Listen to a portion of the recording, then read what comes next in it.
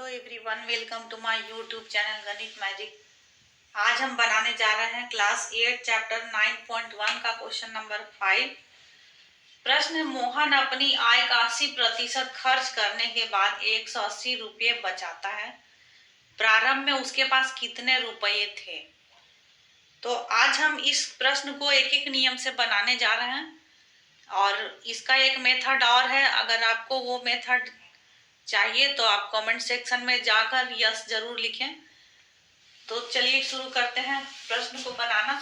सबसे पहले आप क्वेश्चन को ध्यान से देखिए कि इसमें क्या क्या दिया हुआ है और हमें क्या निकालना है। तो क्या क्या दिया हुआ है?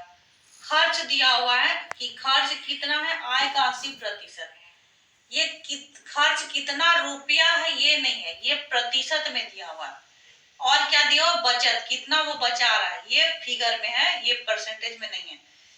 180 रुपया। तो एक एक नियम क्या होता है, एक एक नियम में हम क्या करते हैं कि एक यूनिट का हम वैल्यू निकाल कर और उसके बाद हमें जो निकालना होता है उसका वैल्यू निकालते हैं।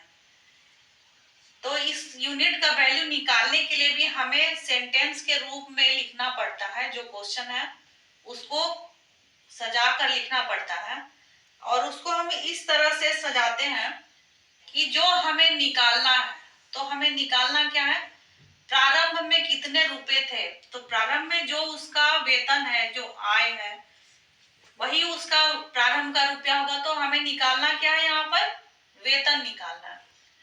तो निकालना है वेतन, वेतन या आय जो भी कहिए, आय निकालना है। और दिया हुआ क्या है, बचत दिया हुआ है। खर्च भी है लेकिन ये फिगर में नहीं, ये किसमें दिया हो, प्रतिशत में। तो ये एक अननोन राशि है, ये हमें पता नहीं है कि खर्च कितना रुपया हो रहा है। दिया हुआ क्या, बचत। तो जो दिया हुआ है उसको शुरू में लिखेंगे और जो निकालना है उसे लास्ट में लिखेंगे और इसे हम एक सेंटेंस के रूप में चेंज कर देंगे। लेकिन इसके पहले हमको मानना पड़ेगा। तो बचत 180 रुपया, आय कितना, आय तो हमको पता नहीं है, और यहाँ पर खर्च दिया आय का 80%। तो बचत हम प्रतिशत के रूप में लिखेंगे। तो हम सबसे पहले मान लेते हैं, माना कि उसकी मासिक आय, उसकी आय मंथली इनकम जो भी है उसका मान लेते हैं 100 रुपया, परसेंटेज में मान लेते हैं। तो आय जब 100 रुपया है तो वो आय का 80% क्या कर रहा है, खर्च कर रहा है।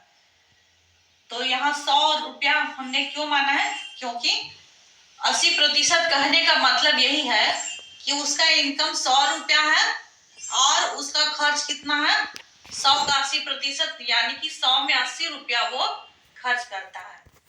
तो 100 में 80 रुपया खर्च करता है तो बचत कितना हो रहा है, 100 में 80 रुपया खर्च हो गया। तो 100 में 80 खर्च हो गया, जितना बच रहा है घटा देंगे, कितना बच रहा है, 20 रुपया बच रहा है। तो हमें इसको लिखना पड़ेगा कि माना उसकी आय बराबर 100 रुपया, तो बच रहा कितना, 100 में 80 गया तो कितना बचा, 20 रुपया। तो अब इसी को हम एक सेंटेंस के रूप में सजाकर लिखेंगे और इसी से हम इस क्वेश्चन में जो हमें मांगा जा रहा है उसका वैल्यू हम निकाल लेंगे। तो बचत 20 रुपया है कब, जब कि आय कितना है, जब आय बराबर कितना है, 100 रुपया। और क्योंकि हम एक एक नियम से बना रहे हैं तो हम सबसे पहले यूनिट वैल्यू निकाल लेते हैं। तो बचत 1 रुपया जब होगा, बचत 1 रुपया जब होगा, कब होगा, आय कितना होगा, जब 1 रुपया बचेगा उस कंडीशन में आय क्या होगा। तो हम यहाँ पर क्या करेंगे वो इस पर डिपेंड करता है कि यहाँ जो हमने वैल्यू ऊपर में लिया था उस वैल्यू से ये वैल्यू यहाँ जो आएगा वो इससे कम होगा कि ज्यादा होगा। तो 20 रुपया बचेगा, आय ज्यादा है, आय कितना, 100 रुपया। तो 20 से कहां पर आ गए हम, 1 पर आ गए, 20 से 1 पर आ गए, यानी कि वैल्यू क्या हो रहा है, कम हो रहा है। तो ज्यादा रुपया बचेगा जब इनकम ज्यादा होगा, और कम बचेगा जब इनकम कम होगा। कम होगा तो हम क्या करते हैं, डिवाइड करते हैं। किसको किससे डिवाइड करेंगे, ये जो लास्ट वाला वैल्यू है क्या है, 100।